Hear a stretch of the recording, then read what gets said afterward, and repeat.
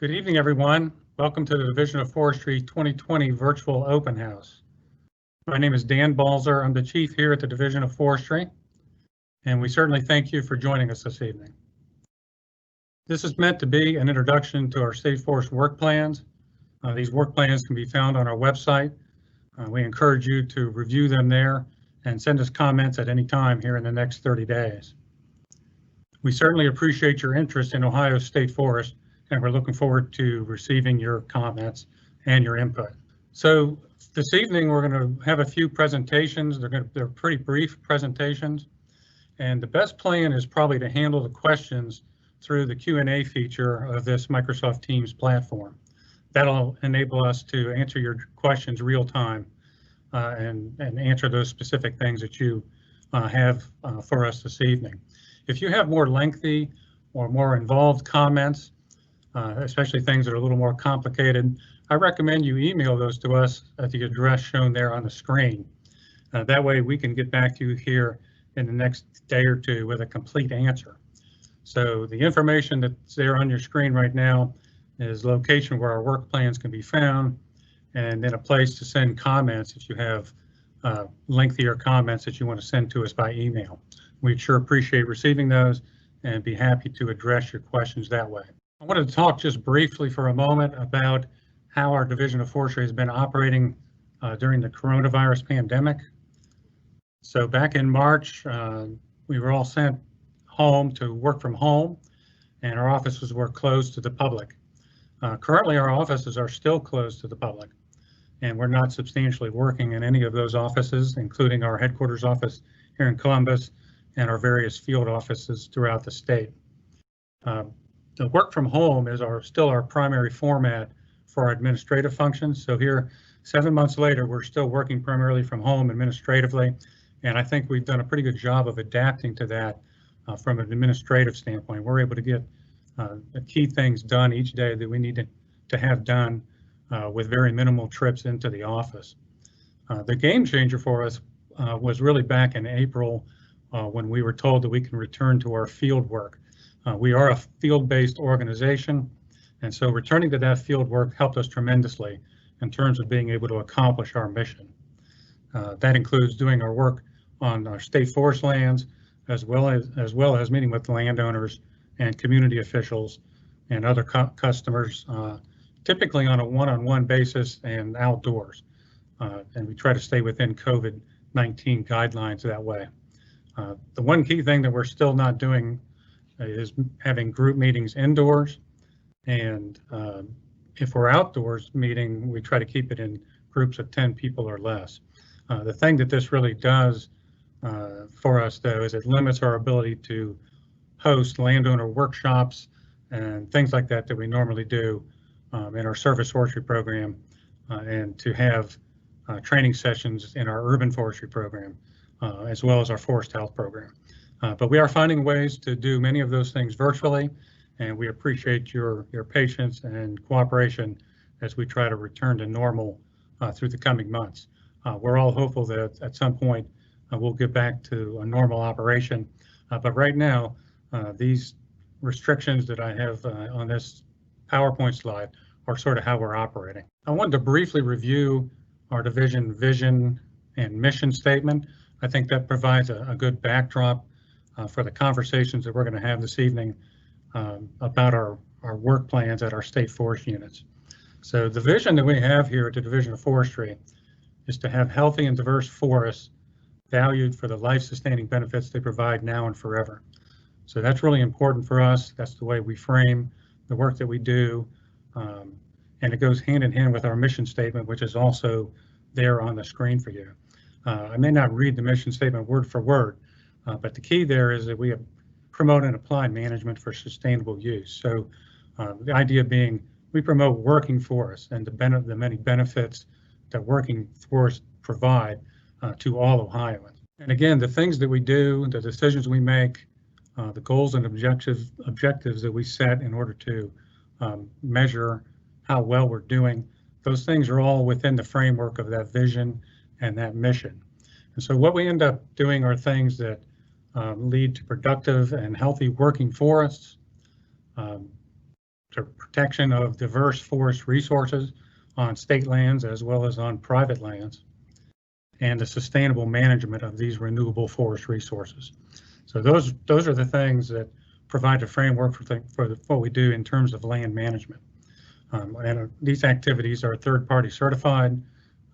We're very happy to have third-party certification from both FSC and SFI. That helps us know how good a job we're doing year to year in terms of writing work plans that adhere to those third-party certification standards, make sure we're doing things in a sustainable way, and at the same time meeting our mission here at the Division of Forestry.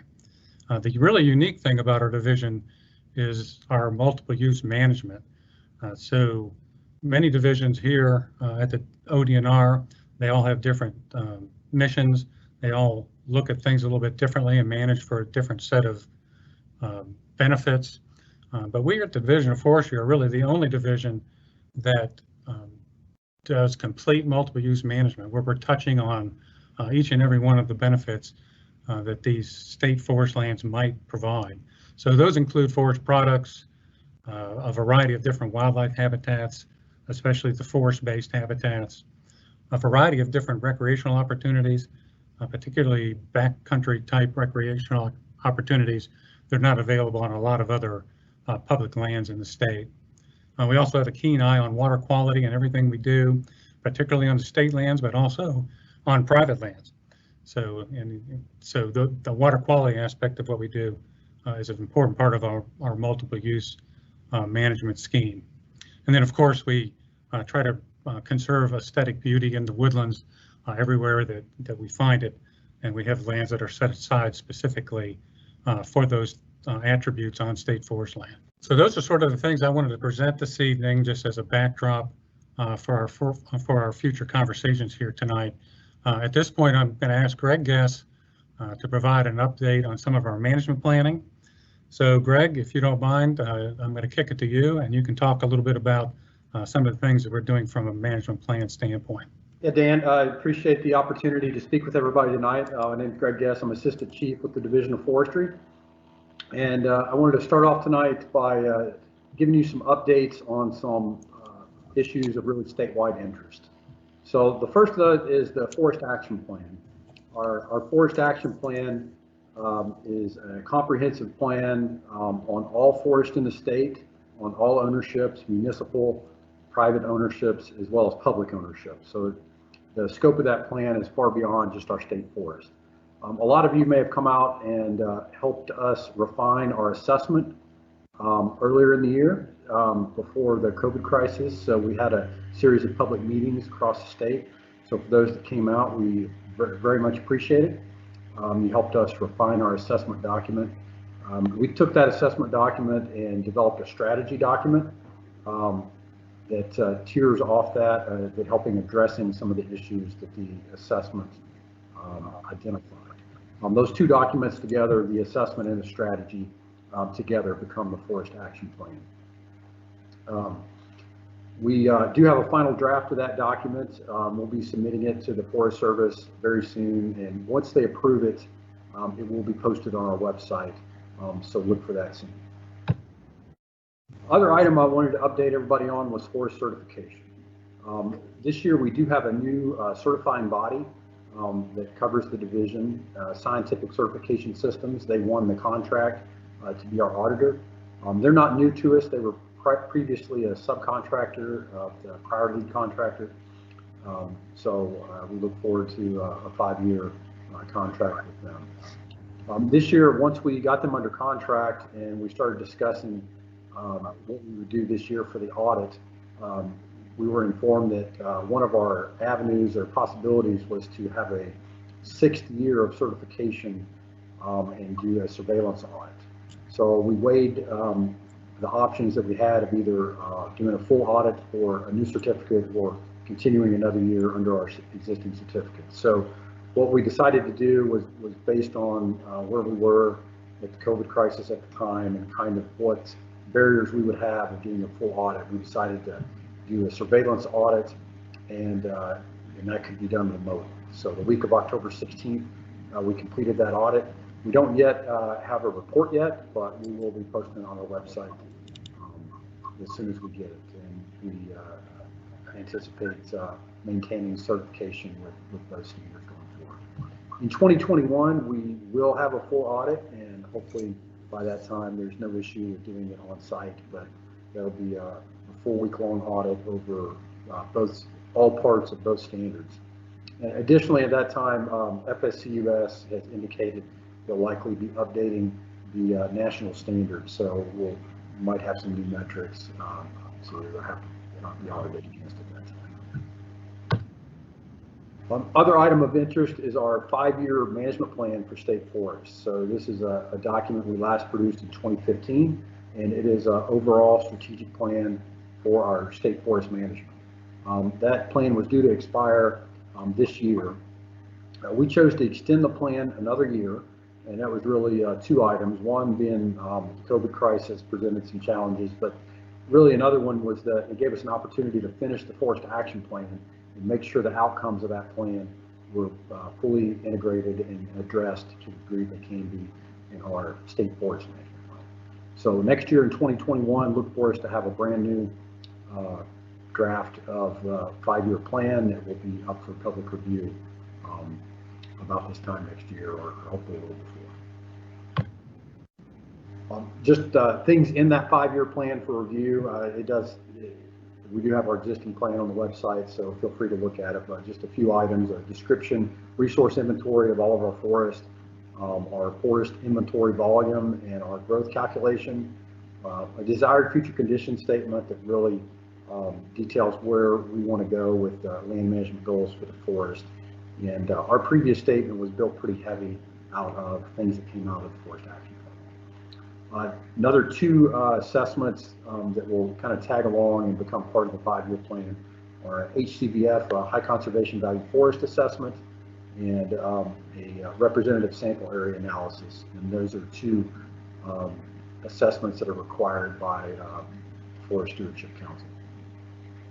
We do have our existing documents for those are on our website. That was all I had. I'm going to turn it over to Nate Jester, who is the district manager for the Chillicothe district. Thanks for joining us. My name is Nate Jester. I'm the district manager for the Chillicothe district. So if you look at our map of the state forest system, the southern district is all the state forests south of the red line. There's 6 state forests.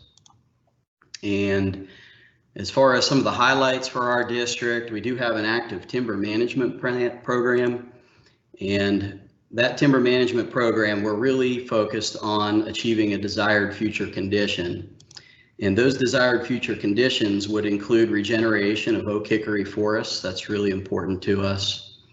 Also the protection of rare and threatened species and communities, and of course promoting habitat for diversity of forest wildlife. So in order to achieve these desired future conditions, we use a few tools. And one of the tools that we have at hand is prescribed fire.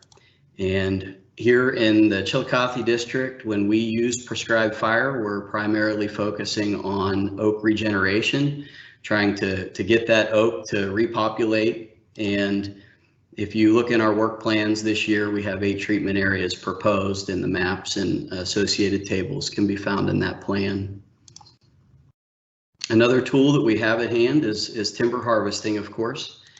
And again, we're focused on oak regeneration, and also forest health is a strong component of why we implement timber harvesting, increasing forest health, and also improving and providing a variety of wildlife habitat across our state forest landscape. And in our work plan this year, we have 40 proposed treatment areas that you can find. And again, in the appendix, the maps are included. So some of the forest health concerns that we do have, of course, are the hemlock woolly adelgid. You can see the insect on the needles there. And we follow the OhioDNR Eastern Hemlock Conservation Plan. So detecting and managing this insect, it's invasive, and it's important to us to detect and manage it. We have identified infestations at Shawnee in the past, and a survey will occur there in 2021, and additional treatments may occur based on those findings. Another issue impacting forest health in our district is white pine decline, and that's been occurring for several years now. It's a function of wet weather and fungal disease. And a lot of that susceptibility is created by our aging and overcrowded pine plantations. So all of those management practices are certainly accomplished under a dual certification system, Forest Stewardship Council and Sustainable Forestry Initiative. And of course, we're proud to have all 21 state forests in that certification. So moving on with our highlights.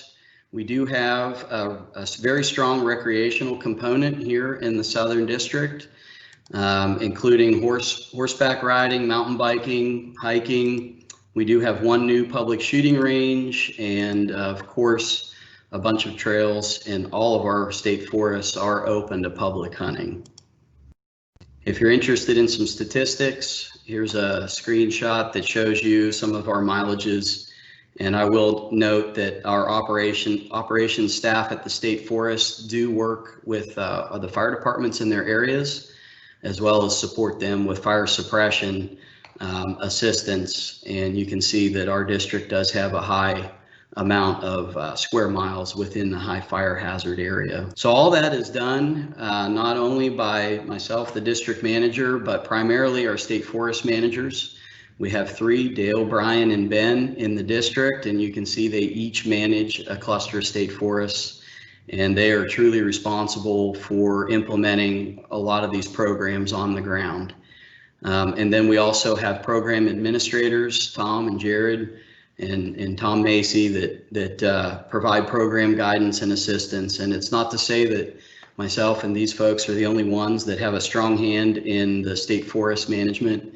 There's a whole lot of people involved with making the state forests as nice and productive as they are. So some accomplishments from last year, if you just take a second to check out some of these pictures. We have had some bridge work done. We do a lot of that in-house. Also in-house, we built a new shooting range down at Dean, and then there's some improvements at our APV area, which that lower picture is new latrine. So along with those things, we've done a lot of work on our roadsides in the district. We're mitigating dead ash trees and other hazard trees along those roadsides. And of course, with COVID, you know, our staff has had extra duties in cleaning and keeping the forest safe and open for folks so that they can visit. And it certainly is and was a time of increased visitation. So I really appreciate our staff for making all of that successful. So on to our proposals in the work plan for this year. We recently finished acquisition of 1,400 acres down at Pike State Forest. We're very lucky to have this property. Not only is it 1,400 contiguous acres in Ohio, but it's also directly adjacent to the Pike State Forest and the APV area. APV registration dollars were used to purchase that property, and we're currently going through the evaluation process, looking at those properties and determining where we may have trail layout. So we're going to be working diligently at doing that analysis and assessment over the coming year, and hope to see some trail layout and construction soon. So that is a component of our upcoming operation plans. And then for the last several years, we've had Churn Creek Dam and Reservoir in our annual work plan. There has been some subsidence of that levee, that earthen dam, over quite a few years, and you can see in the pictures there where it's subsiding above the spillway. We're focused on downstream safety. The public safety is paramount. If there were to be a breach of that dam, there are residents and homes and structures downstream from that facility that could cause pretty significant damage. So we're evaluating and working on moving towards a possible decommission. Aspects of that decommission would be stream restoration and habitat creation with some possible wetlands. It would also have some interpretive signage, and we would certainly want to commemorate the history and importance of that area to the Civilian Conservation Corps of the time. So another important proposal that we have in our work plan this year is the proposal to close the bridle trails on a seasonal basis. It would be in the off season, and when trails are typically wetter and do not have the durability that they would during the drier months. The impact of the trail use during that time of year can be significant. So that's one of the ideas behind a seasonal trail closure, but also user safety. It would allow us time to get in and maintain trails and do things like trail rehab and hazard tree removal at a time when they were closed, and we wouldn't have the user safety, the trail user, potentially coming into conflict with operational activities.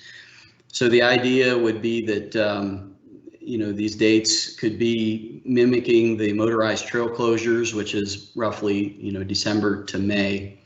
And really what we're looking for is input on what a proposal may look like. We're not proposing to do any activities this year as far as a closure. We're just putting it in our work plans, and we would love to have some input on what a proposal to close those trails could look like. And we would certainly have a public input process with whatever proposal we are going to develop from this work plan cycle. So again, I want to thank you for the opportunity. If you're interested in our work plans, you can download them from the web. You simply go to our division's webpage and you can scroll down to find the link for the annual work plans. And then once that page opens, you'll be able to find the district's work plans that you're interested in. So again, I thank you for the opportunity to present this information to you this evening.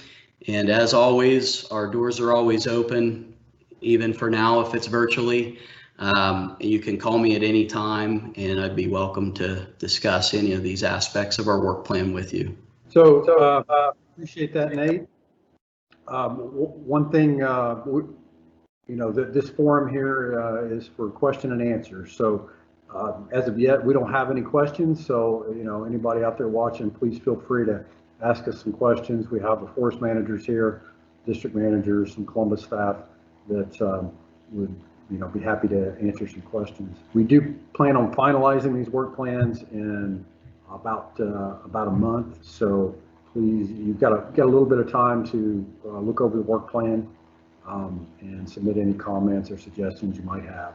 But we really view this as just our attempt to do our normal open house format, where we have a lot of friendly back and forth question answer discussion.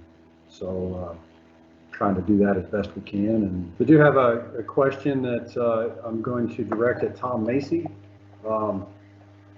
So Tom, the question, you might want to unmute yourself, is about spotted lanternfly. And the question notes that there's a recent find of spotted lanternfly in Ohio. So if you could update us on that, and then maybe talk about what concerns around that insect would be. Yeah, I'm happy to address that one. So for those that don't know me, I'm Tom Macy. I'm the Forest Health Program Administrator with the Division of Forestry.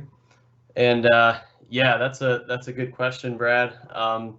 Yeah, we're certainly concerned with that, the spotted lanternfly.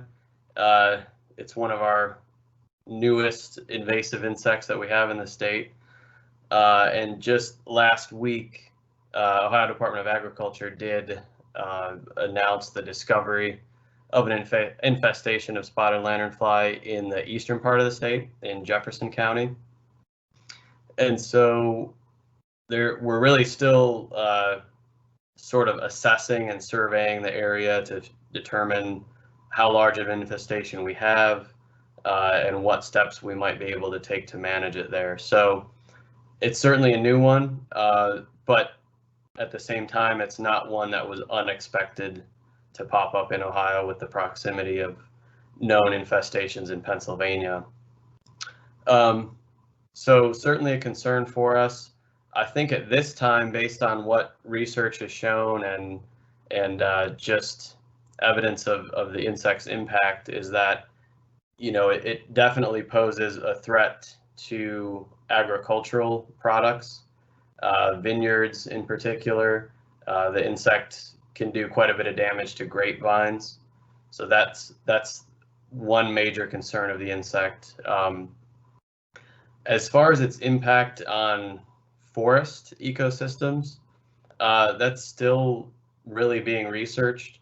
I have heard that they have a really wide host range, so they can feed on quite a few different plants, including a lot of native woody plants, trees and shrubs, as well as herbaceous non-woody plants.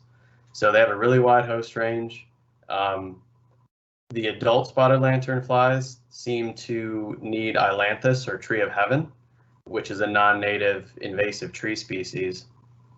So that's sort of interesting, and I have not heard a whole lot of evidence that they're providing much control or doing much damage to tree of heaven, unfortunately. So I'm not sure they're going to be a good biological control for that invasive plant. But we're still kind of waiting to see what sort of impacts they'll have to forests. Like I said, they seem really attracted to ailanthus as well as grape and some other plants, but the level of damage they'll do in forests still has yet to be seen. So we're still sort of relying on researchers and observations where there's heavy infestations of it to tell us what sort of damage they might do. But we do have an interagency group, us, myself, and some others from ODNR, Ohio Department of Agriculture, who really has the lead on spotted lanternfly in the state, as well as USDA and OSU Extension. We have regular meetings to discuss the situation, what's going on, and how we're going to do outreach and management when we find it. And now we have found it. So we're taking action and working on assessing the current situation there. So certainly a concern. The level of impact it'll have on forests is still sort of being assessed. So we are assisting with survey. We'll also be doing some mapping of tree of heaven in the eastern part of the state because of the insect seems to be moving out of Pennsylvania. So if we can identify where the tree of heaven is, that will help us guide surveys to look for the insect. We're not getting any more questions, so don't want to waste anybody's time, and do appreciate you tuning in for this and taking part of your afternoon to hear about state forest management. So thank you very much. And again, you can find our work plans online, and please send in any comments you might have to the email address that we provided. And we look forward to seeing you all again, and hopefully an in-person meeting sometime next year. Thanks very much.